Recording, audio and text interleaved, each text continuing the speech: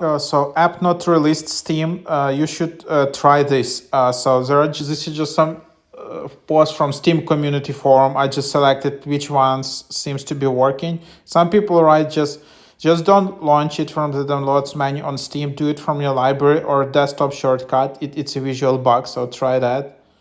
Uh, some people write that you need to close Steam, I mean full exit, then open it like administrator, and then the game will update automatically. So just try that. Um some people write that's like it's still I verified files, nothing clear download cache, nothing. I signed out and in nothing. After all, I install the full game thing, the full game, and same thing, nothing works. So all of these steps seems just don't help.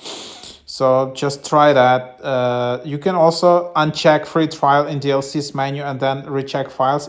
It fixed some people. Um, oh, so it's really annoying issue. You can also see some solution here, but it's like hope it will be fixed soon. Because yeah, like this is a shame that there is some kind of bugs like that. So yep, try it out.